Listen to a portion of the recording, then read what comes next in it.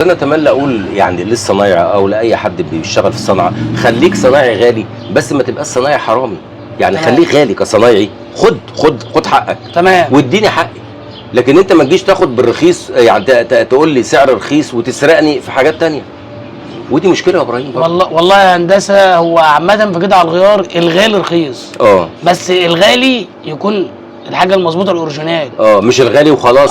ما هو غالي وخلاص، ده كتير منه مضروب في السوق. ما انا بقول لك يعني انا سبت، يعني انا من المنوفيه القليوبيه، سبت ده كله وقمت جاي لحضرتك ليه؟ لان انا خدت منك طقم القواعد بسم الله ما شاء الله، حتى الكرتونه انا واخدها بتفرح. الطقم متكيس حاجه نظيفه. طب ما انا جبته قبل كده طقم قواعد للكابينه كان كله في كيس واحد. انما انت جبت لي الطقم الشمال في علبه والطقم اليمين في علبه واديتهم لي، وكل 3 جلب في كيس. انا لما شفتهم انا فرحت، انما التانيين كلهم عجنه واحده، حاطط طماطم عجنه واحده. انت معايا ولا مش معايا؟ فجيت جربت تاني برضه ناخد حاجات على شرط الحاجات دي كلها انا مش هركبها. الحاجات دي انا هاخدها اركنها عندي. لان النهارده مثلا انا اللي هركب، طب انا النهارده اروح عند العفشاجي، لو انا معايا بيضه واحده هيجي يقول لك ده اللي تحت هي اللي بايظه، اللي فوق هي اللي بايظه. يعني برضه هو عايز يرزق من وراك برضه. انت معايا ولا مش معايا؟ طب ما تعمل يا عم مرضي الله وخد حقك. تمام. يعني اعمل وخد حقك. تمام. ابراهيم النهارده جاي عشان ياخد طقم بيض مقصات.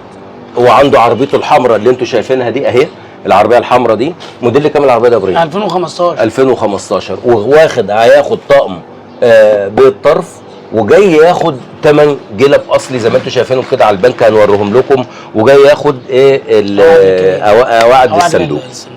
ده جاي من المنوفيه، فطبعا بيبقى ليه تقدير تاني خالص للموضوع ده. احنا ادي الحاجه اهي قصاد مننا، وجاي برضو ياخد ريش مساحات اللي هي عند اي حد. ادي الطقم هنشوفه دلوقتي مع بعضينا. زائد يا هندسه اللي انا جايب الطقم ده، انا جايبه منطوق قبل كده، ده ما عادش في العربيه، انا مركبه في شهر 7 اللي فات، يعني ما كملش 9 اشهر. تمام. ادي بصوا الجلبه انا هوريها لكم دلوقتي قدام الكاميرا اهي. دي الجلبه اللي تحت، وادي الجلبه اللي فوق، دي اللي فوق، وهنجيب اللي تحت. دي اللي فوق اهي، دي اللي اهي، ما انا معايا اللي فوق اهي. دي الجلبه اهي، دي الجلبه اللي تحت اهي، رقمها اهي. صباح الفل يا ابراهيم. وادي الجلبه، ادي اللي تحت وادي اللي فوق اهم، اصلي. تمام اهو. واي حد اي استفسار اي حاجه كلمونا. هو جاي ياخد الاربعه والاربعه، وارد جدا ان هو ممكن ما يركبهمش، يعني ممكن يركب 2، ممكن يركب 1، ممكن يركب 3، ممكن يركب ده زائد يعني. زائد حاجه برضه. نعم. يعني انا لما انا كلمت حضرتك لما انا جبت الحاجات ديت منطوق، وقلت لي لازما لو انت معاك قارئ باركود في التليفون خليه يقرا لك الباركود. تمام. انا بعد كده لما جبت القارئ وعملت اداني حاجات تانية، ما جابليش نفس الرقم ده. يعني دخلني في جهه تانية، دخلني في الانبوبه بتاعت الكلاكش. فلما قراته بقرأ الباركود من معايا تمام، اداني جهه تانية خالص. انما ده لما احنا عملنا دلوقتي قام جاي. انا على فكره انا وريته دلوقتي بالباركود بالرقم وكده. بس انا في حاجه تانية كمان، ان انت ممكن النهارده ناس بتضرب التيكت ده، على فكره ممكن يضربه ويجي لك برضو اصلي، بس اللي جوه مش اصلي. وعلى فكره الجلبه الاصلي ما فيهاش جوه اي كلام، ما فيهاش اي حاجه، يعني ما فيهاش ميدن تايل، ما فيهاش حاجه. لا، جلبه الاصلي كده. الفكره كلها انك تاخد من واحد عنده ضمير وعنده امانه يديها لك، يقول لك دي اصلي مغلفه. قول مغلفه، بلاش ان انت تديها له مغلفه بسعر الاصلي، ما ينفعش يعني وكده. وبعدين لازم انا يبقى اجي اخد منك، يبقى واثق منك ان انت تديني حاجه مظبوطه. البيضه اللي راكبه عندي في الشمال مش محترمه. ليه بقى؟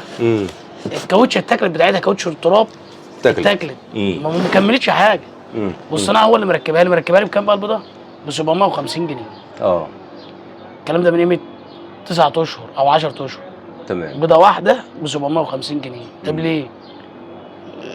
زاد مصنعيته يعني وكمان خد له 100 مصنعيه. الصنايعي عمل معايا كده فعلا. صعب. يعني هي ب 750 جنيه كتير، هي مش حقها اصلا.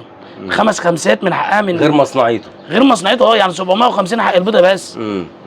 انت معايا ولا مش معايا؟ ده من سنه كانت لسه الاسعار برضو هاديه، برضو ما كانتش الاسعار راحت في الحته اللي احنا فيها. انت بتتكلم يعني 750 جنيه في بيضه، يعني كتير.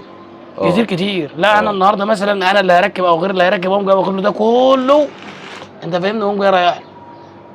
مش هقول له ان انا معايا حاجه، يقول لي عايزه واحد واثنين وثلاثه، اقول له اتفضل يا باشا واحد واثنين وثلاثه. عايز ايه تاني؟ ده حلو. نكدت عليه. لا ده وحشين، يعني مثلا ممكن اروح اقول لك ده وحشين، لا ده مش الاصلين. ده الخمس خمسات احسن. لا يا باشا الباشمهندس عزت قال لي على مسؤوليه العربيه قدامك سنتين ثلاثه على ما تاكل عافيه، اتفضل يا باشا خد الحاجه بتاعتك اهي، ركب يا باشا.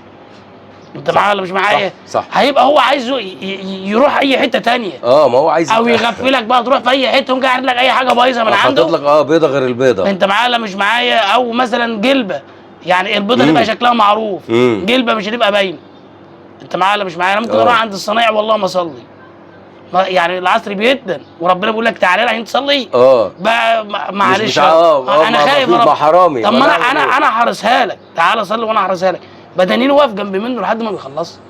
بتبقى خايف. ما هو المشكله ان انت ما بقتش تصدق ان لسه مسعد، كنا في مره يا جماعه والله العظيم في فيديو من الفيديوهات، لسه مسعد قال لك لو انت رايح تصلي ما تصليش.